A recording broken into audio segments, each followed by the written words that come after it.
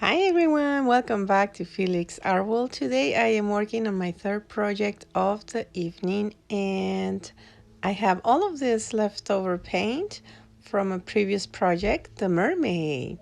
If you guys want to see how I did a dirty pour on the mermaid, go to the link up here.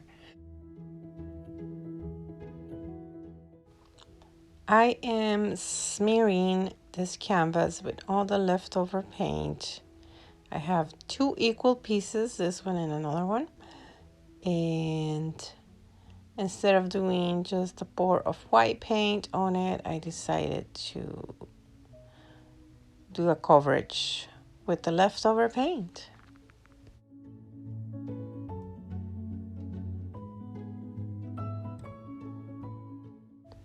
Here I have my second piece.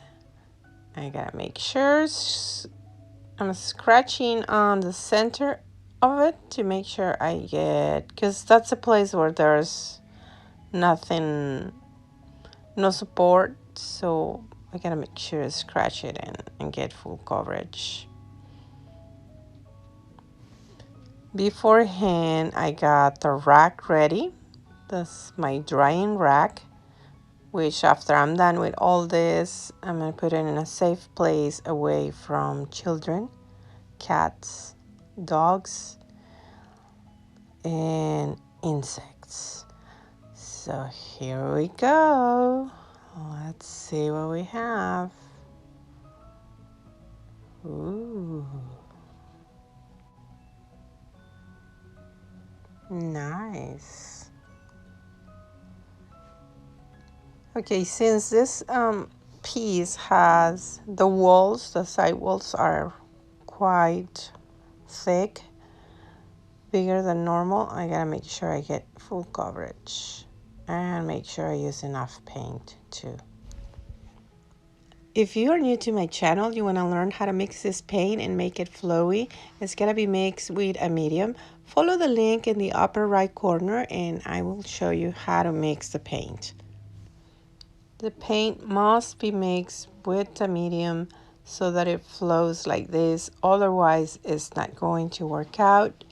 And you cannot use just water because the paint will not bind. It's the water breaks. Too much water, over 30% of water in your paint breaks the molecules and it just doesn't bind, will not stick for long. So I'm making sure every single corner has paint. The corners are the ones that don't easily get paint. I always have to go back and check my corners and it never fails. I always find one with no paint on it. Now I'm swiping the excessive paint from the bottom. This particular canvases, I have a blue tape, painter's tape on the bottom already, and I stretch the paint. Stretching the paint is very, very important because if you don't, it's gonna stay on thick and it will crack as it's drying up, depending on the weather and humidity levels of your area.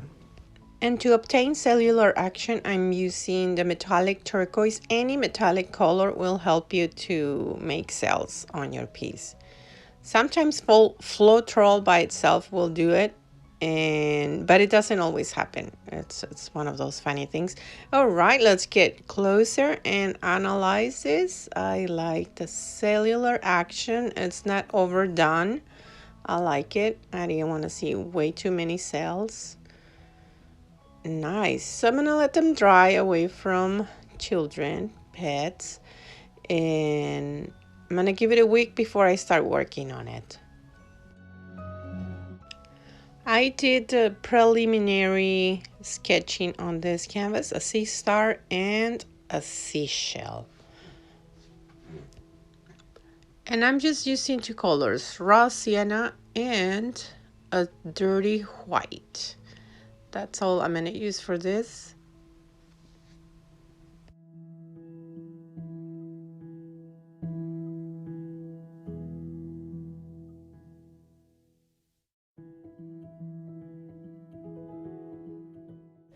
I have a combined group of ocean theme related paintings on my living room, and that's what these two pieces will be joining pretty soon. And once I have my composition of paintings all together and that, I'm going to take a photo and share it with you on Facebook and Instagram. And the tattoo you see on my left hand, that's temporary. It's kind of fall off. It's just jaguar. Another form is kind of like henna, but it's a different plant. It's made out of a fruit. And you can find that in my YouTube channel, Letty Paints.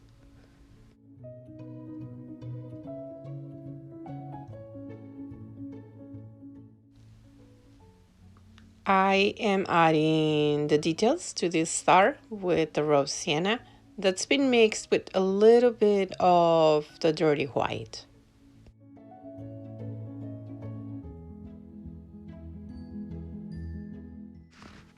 I am done with the sea star. I'm going to keep it really simple, let it dry before I apply varnish to it.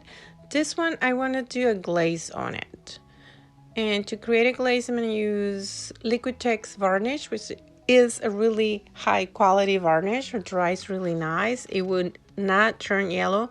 Polyurethane is a nice option if you don't have an issue with it turning yellow after a couple of years.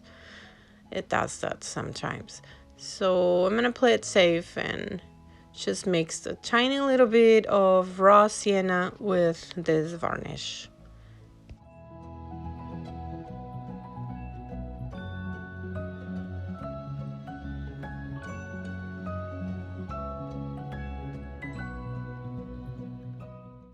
It's looking too light, so I'm gonna add just a drop, literally a drop of more raw sienna.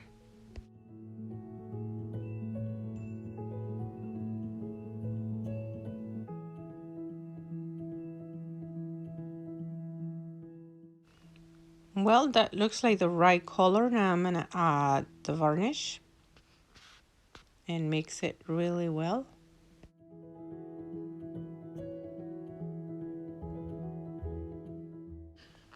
Before I go live, before I put it on on the seashell, I'm gonna test it on another canvas, a scratch canvas that I have laying around in my studio. So this looks good. It's good to save canvases that either you didn't like or paintings that didn't come out right and use them for testing things like that. So it works out. I think that's the opacity I'm looking for. I'll apply it on, and depending as the progress is going, that's what helps me decide if I'm gonna add more layers or not.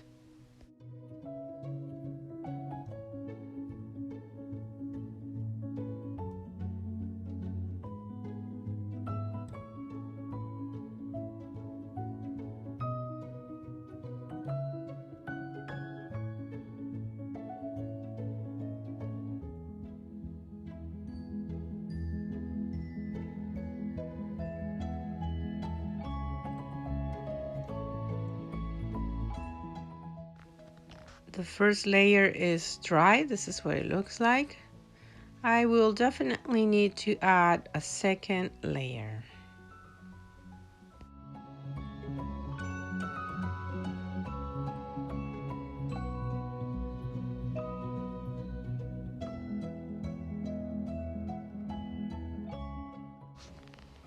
I sped up the video a little bit here, and this is the second layer, which I need to let it dry up completely before I move on to the next step.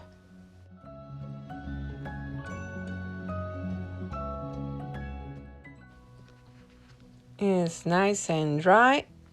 I'm adding contrast now with this burnt umber, one of the darkest browns there's out there. I'm just gonna define the veins of it again.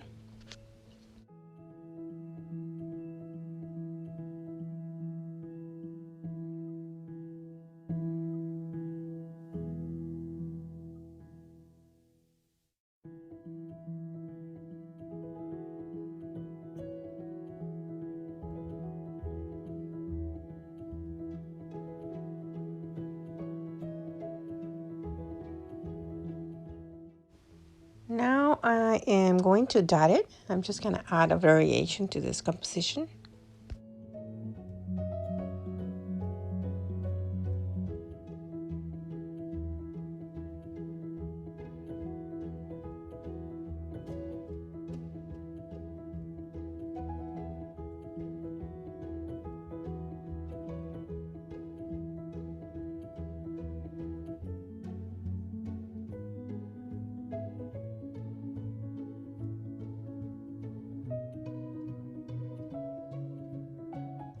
I'm almost done with this, but it's missing something. Oh, yes, highlights.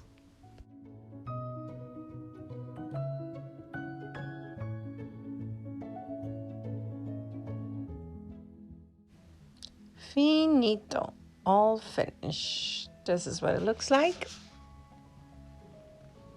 from the sides, anyhow. And remember, you can see photographs of my work on Felix Arwell Facebook and Felix Arwell Instagram. Also, oh, I took this outside. This is under the natural lighting. That's what they look like. And I'm happy with them. Can't wait to hang them on my wall along with all the other ocean theme related paintings. And to all the people out there that have subscribed to this channel, thank you so much. Thank you for helping this channel grow and joining this artistic community where you can learn more tips and techniques. And this is a Jaguar tattoo, temporary tattoo. This is the design on it. To see more photos of this board, you can go to either my YouTube channel, Lady Paints, or on Instagram, Felix Face and Body Art, or on Facebook, Lady Paints. Thank you. Bye-bye.